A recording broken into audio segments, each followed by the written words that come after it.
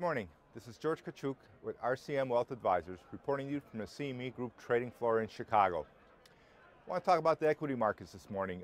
Equity markets may indeed be entering a little bit of a corrective phase. And the reason I say maybe is I'm going to go over some of the positives we're seeing and some of the negatives we're seeing.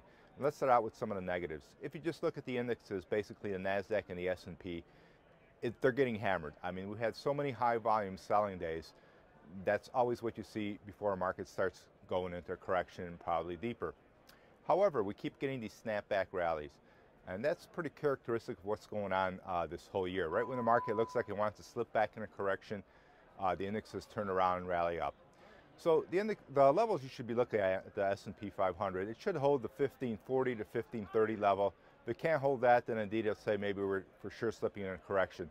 The NASDAQ looked like it was going to be going down for sure. However, it rallied back last week, closed above 3,200. So the NASDAQ market, if it holds in that 3,200 level, might even trade down to about 3,150. Might still be all right. But however, you need to be a little bit careful here. Now, looking at which sectors are performing well also tells us something about the nature of this market. For instance, we have consumer staples hitting new highs, the utility sector hitting new highs, and those are defensive. So again, that's telling us the market wants to correct.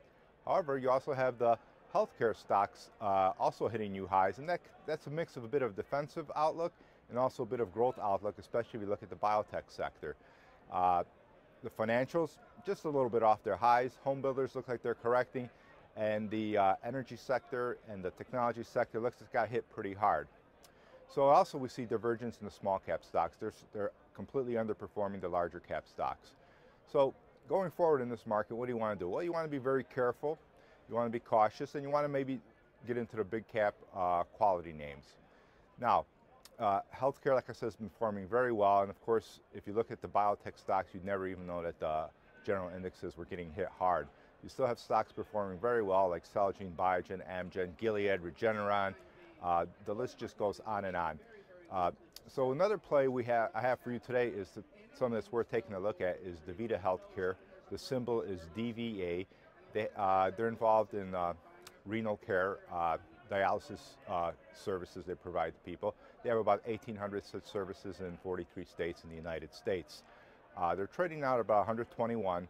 Their 50-day moving average is about 120. They've been steadily climbing this year. It's a slow grower, and I think you can pick this up at about 120 to 118. It's still viable. If it starts breaking down past 118, 113, the trade may not work out. For 2003, we're looking at growth of about 20%. When they report this quarter, we're looking for also growth for the quarter at about 20%. So look for those numbers.